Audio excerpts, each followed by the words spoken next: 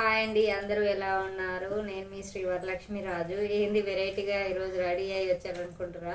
ఏం లేదండి, చిన్న విషయం చెప్దామని. అదేంటంటే నేను చిన్న టాప్ తీసుకున్నా. అందులో విశేషం ఏముంది అనుకుంటారా? ఇది జస్ట్ 150 రూపీసే. ఎలా ఉంది? బాగుంది కదా?